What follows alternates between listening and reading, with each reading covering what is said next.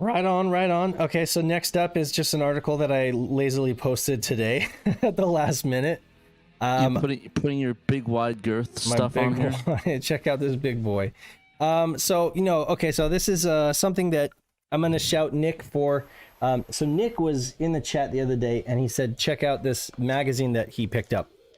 So Nick, our own Nick Broadway, Pandemonium, he picked up a copy of this Saturn Perfect catalog, and I was like, yay, twins, because I also had a copy of this, and it's a really good one. I highly recommend it. It's only getting more expensive in price as time goes on. How would you get it, and how much do you get it for? Well, import it from Japan, from like AliExpress or something. I don't know. It's available in several places, and now you can get it on eBay on the resale market. But the thing is, I keep seeing them go up in price, and it's only going to get worse, because they only made so many of them. I highly recommend it though, because it literally has everything, every possible little piece of hardware that was available for the Saturn. And one of the things that that they talked about that I didn't know about until I got this magazine was that Hitachi didn't just put out the Hitachi the High Saturn or the High Saturn Navi, the LCD screen and all that stuff, but they also put out a wide vision or a wide view CRT that was standard definition. Okay, we're not talking about those like Sony Vega TVs where it's like 1080p interlaid from Use Vision. Yeah, I mean, like a lot of folks who are into CRTs and they're into like 240p gaming, they're not a big fan of like the Sony Vegas that are like 1080i, because those don't really interpret 240p correctly. They do all sorts of weird scaling stuff with it, or they turn 240p into 480i, right? But this is a legit standard definition TV, but just with extra real estate on the side. It's made specifically for anamorphic widescreen content, and it reminds me of what they did for. I think it was maybe made specifically for the widescreen laser discs and the DVD format. That's probably was just dropping, because both those had anthropomorphic widescreen inside of them. Believe it or not. Yeah, and I mean, of course, it was Hitachi, and they had a deal with SEGA, and they made the High Saturn. So of course, they put a multi-video terminal right on the front of the TV. And I believe, what I don't know, and I won't go on record, is whether that was just like S video or whether it was actually RGB quality. I can't find that information, but I did include a copy of the owner's manual, which is in Japanese. I mean, so maybe it comments on that. I just haven't, been able to translate that, but it's downloadable on our website. But again, it had a video terminal right on the front of the TV. So it looks like S video. It says S in the corner, like where it's covering the port. That looks like an S video terminal. Oh no, I see. Oh no, never mind. I see it has that also, but okay, never mind. So here in the middle is an actual S video terminal. Yeah. And then you have the specific like proprietary Saturn video terminal, which again, you'd have to buy this right here. You'd have to buy this this proprietary cable. I'll show you. It's the TP AVS10 Hitachi cable. Very expensive. Yeah, I'm sure it's like unicorn shit or whatever, rocking horse shit or whatever. But here's something interesting, and this was taken from a tweet, so I want to shout this Japanese user who tweeted this setup out, and he said that this was basically his ideal setup for High Saturn with this TV. He shows an example of using the JVC video CD software with this TV, and it looks like maybe this TV made it so that the sides are not cut off on that JVC video player. I'm not sure about that, because I know that on standard like 4x3 TVs, you always have to like pan right or pan left to see like the entire image. And it's kind of funky that they made it that way, but it just is the way that the video CD player is for the Saturn. But with this, I think it like shows the entire image, so that's kind of cool. I'll show us folks. So yeah, that's a big boy right there. And I mean, I love that it isn't a flat. They didn't have like the flat CRTs yet. It was still kind of like that big round tube, Barney wants to put an APB out on on Yahoo Auctions Japan and see if I can get a bid in for that. Yeah. If they even go up. 24 inches. Yeah, I don't even know how much it would go for an up. Maybe probably a couple thousand. If it did, I'd probably be bidding. I'd probably be bidding with like high profile collectors too. So it's like, and like even like YouTube personalities that have the money to blow on that. It's like, oh hey, check out this weird Saturn peripheral, this TV. Exactly. And if that's not weird enough, they also made a 20-inch Hello Kitty version, which was pink and came with a pink remote and that's not like a DVD player in the front or anything. That's just like the panel it opens up to. But you can see right here, it also has the Saturn terminal on it. And the menu, the on-screen menu or OSD, has like a little Hello Kitty graphic on it, which is kind of cute. But yeah, so yeah, there's a Hello Kitty version as well if that's your thing. You know what's a good thing about this though? What? It wouldn't matter if you got this in America or not. Even if you did get this when it's contemporary, you wouldn't be able to use the over-the-air antenna with it even now because they shut down all the analog antenna stuff. So if you want to get TV on this, you're not going to be getting any TV. Hook up a Laserdisc player to this thing, you know, and play yourself some like anamorphic widescreen Laserdisc movies, you know. Anyway, I would love to have a set like this. It's kind of like my this would be like my white whale or whatever. But it's never going to happen just because of the shipping. The TV itself would be too expensive. The shipping on top of that would be hugely expensive. And then, you know, at the end of the day, it might come to me completely wrecked. So I just would like, I can just dream about it basically, you know? Yeah. Personally, I want to roll the dice on this thing because imagine you get it in pristine quality, it gets there, and it's like, you're the first reviewer in America to have you're probably the only one in America to have this. If you did that, that would be freaking amazing. And I don't doubt that if you wanted to turn around and sell it, you'd get your money back or more, you know? And the thing is, like, I would, like, honestly, this would be like take a week off of work and make a video on it worth it. Seriously. Because imagine how big this would blow up. A SEGA Saturn TV, the only one in America. Yeah. I mean, again, like this catalog right here, it has every piece of hardware in it, and pretty much everything in here somebody has done a video about. Somebody has, you know, written an extensive article or has like several of them in their collection. But this is one of those few things where I just feel like there's hardly any information out there. And you know, I know a second device that also has limited information and what's that? Basically no video. The Pryfun. The pre-fund? Oh no, you fixed that. You fixed that situation. But yeah, I wanted to make sure that people knew about that device. I mean, the karaoke unit for the High Saturn is also kind of really niche, you know. And I think they even had a picture of it here. So yeah, right under this right here is actually a. Let me see if this works. Open image and new tab. So like right under this High Saturn here. I want to live in that guy's house. He's got a karaoke unit right there underneath it, so that's pretty cool. It really is like the epic. Hey, Japanese guy.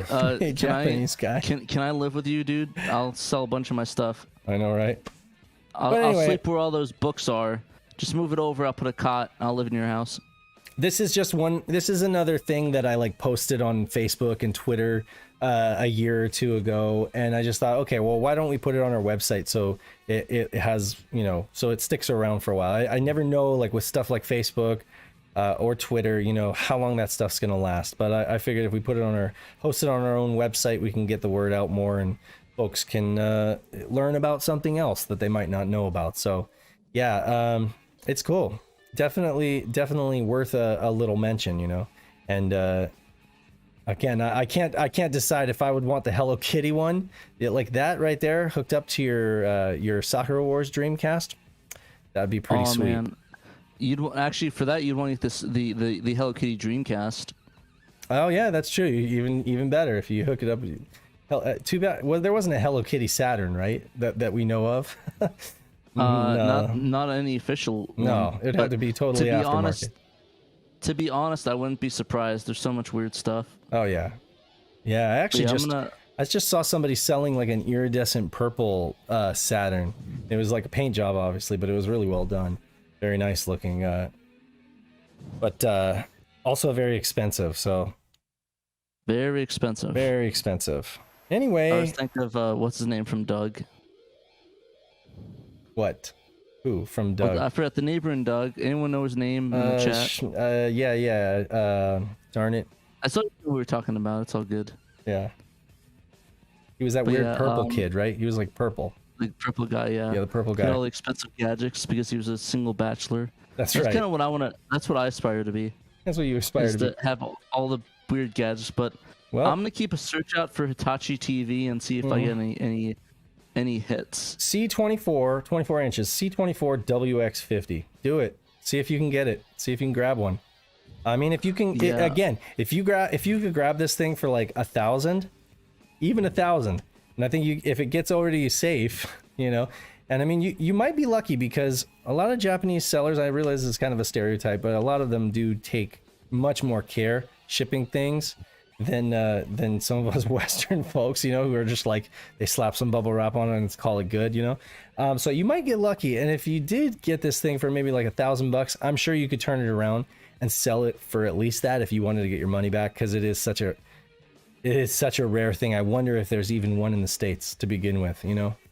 Yeah, that's the thing, though, is that if I did it, it'd be a hard thing because it's like I have like one in nothing, like one in maybe like 1,000 or maybe 100 in the States, and I will literally have the rarest Saturn item in America. So it's like, I mean, I don't want to be that guy, but like, I mean, obviously I'd bring it to cons and stuff and show it off, but like, I'd be like the PlayStation guy. Not that I'm not gonna sell it, but like the idea if I could go to a bunch of cons and show off this weird ass TV and the Saturn peripheral and be the only one that has it in the States. To be fair, Sony did actually make a similar TV for the PlayStation with a built-in PlayStation terminal right in the front of it. So I mean, this is like the equivalent of that, you know. But again, not Sony, you know, because they wouldn't have made something like that for a competitor product. But yeah, no, this is like I mean, for like $2,000 or maybe $3,000 or less, like I think that's the most I go for. Is I would take the L for 3,000, but like to be able to say I have that, like I mean, I get to sell my I said I'm gonna hold you to that. You can hold me to that. You find a link into that. Okay. I'll jump in. I mean, I almost bought that little arcade thing, but that jumped to like almost $2,000. Like, I'm good. I will say this. When there are a few folks out there, very few folks out there who own a working high Saturn Navi LCD. You know, the little flip top LCD. And I mean, every time I see somebody showing that off, I think two things.